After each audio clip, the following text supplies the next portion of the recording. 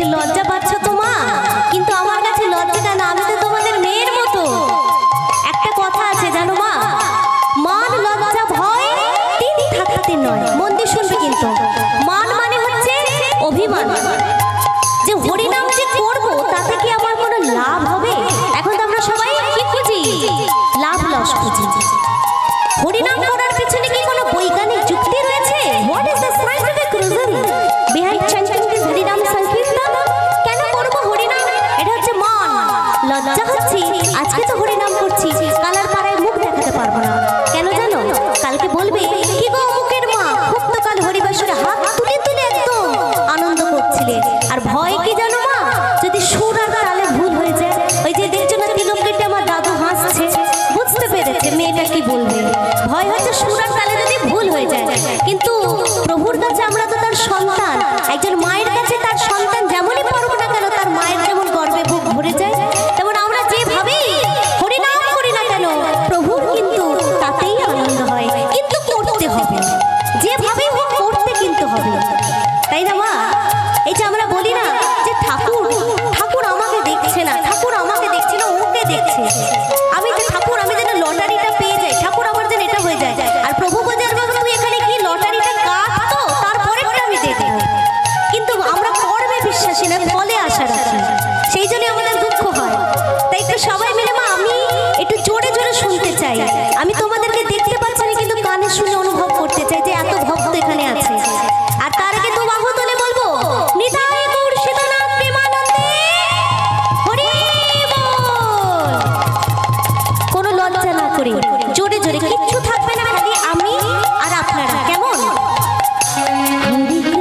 হরে কৃষ্ণ কৃষ্ণ কৃষ্ণ হরে হরে, হরে রাম রাম রাম হরে হরে।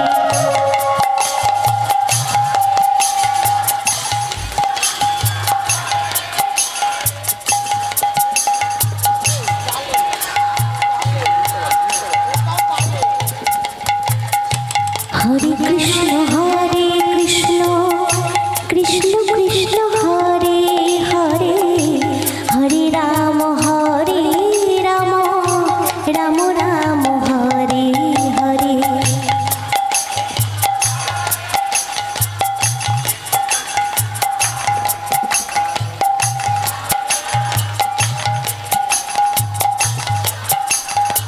অসাধারণ।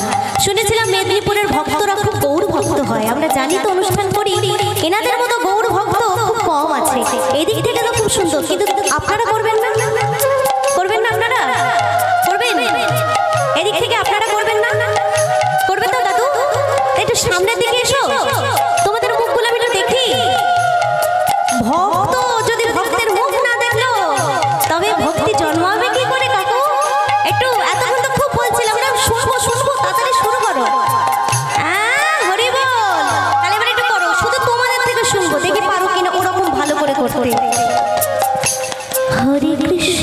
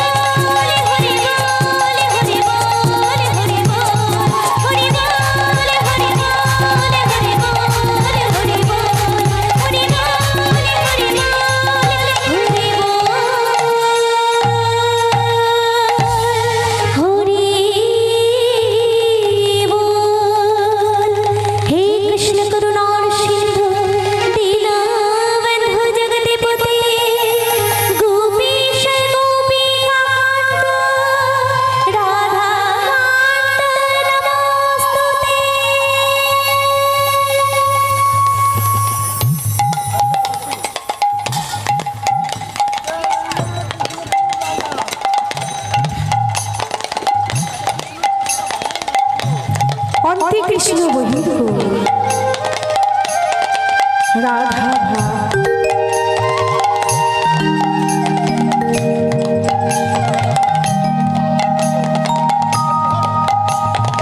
অন্তে কৃষ্ণ বহির্গণ রাধা ভাব অঙ্গীকার করি শচী গর্ভ সিন্ধু মাঝে উদয় হলেন আমার গৌর সুন্দর। এই কলিহত মায়াবদ্ধ জীবকুলকে উদ্ধার করিবার লাগি বিতরণ করিলেন কি না পাপ তাপ বিনাশকারী কলিযুগের মহামন্ত্র মধুর পরিণাম কে আনিলেন না আমাদের কলিযুগের পরম পিতা গৌর সুন্দর। তাই আসুন আমরা সকলে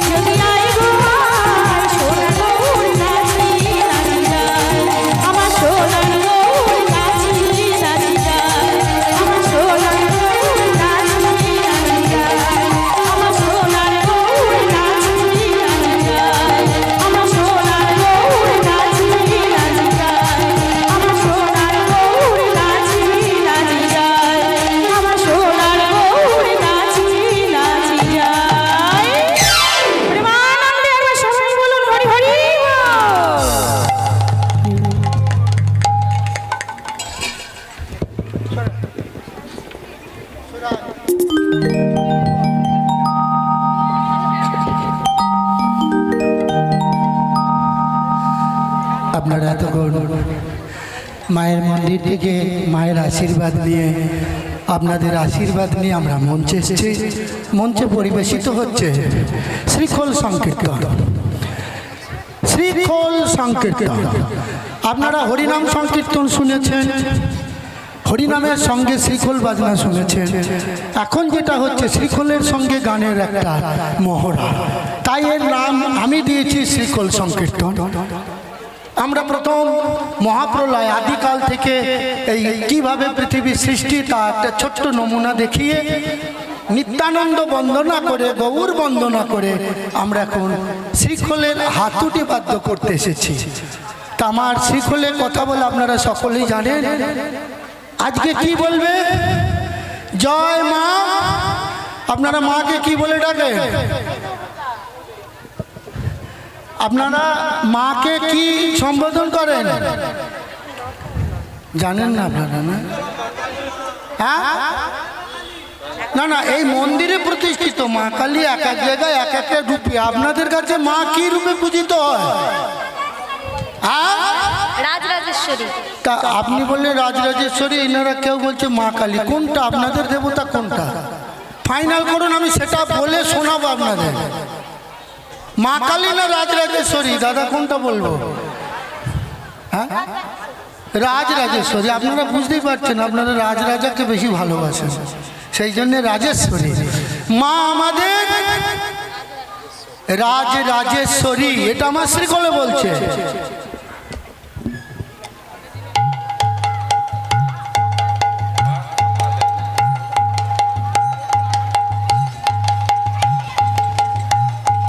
মা আমাদের এটা বলে দে দাও সবাই, সব ভক্ত তো ফলা দিতে পারি, বলে দে দাও। মা আমাদের, এটা বলছে শ্রীকোল।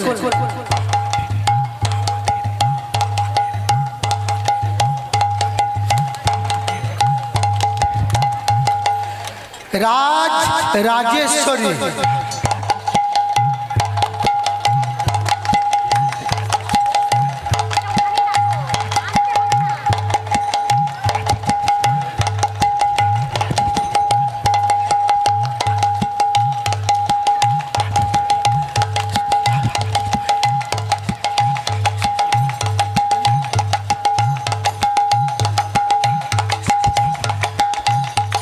কি রাজরাজেশ্বরী বলছে না? বলছে না? আপনারা কিছু বলছেন না, আমি ভাবছি হয়তো হচ্ছে না।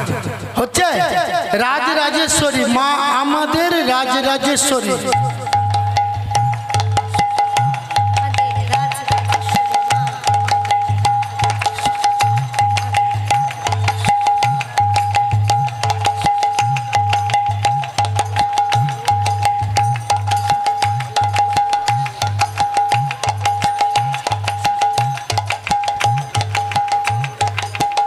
আর পাশে আমাদের রয়েছে শীতলা মা। একদম জয় জয় মা শীতলা।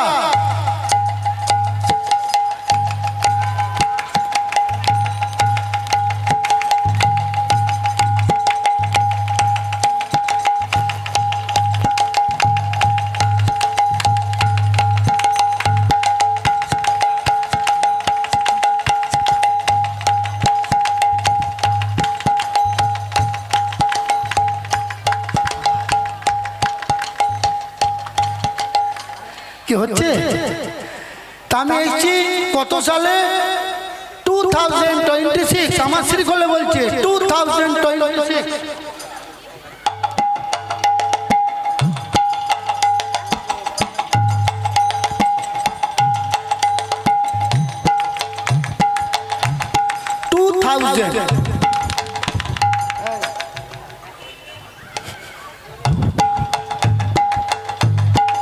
তালিকা না,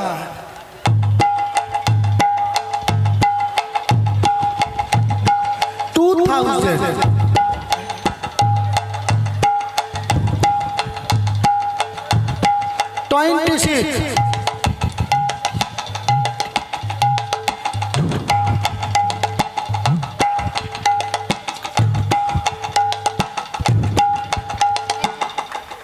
আমাকে এখানে আমন্ত্রণ জানিয়েছে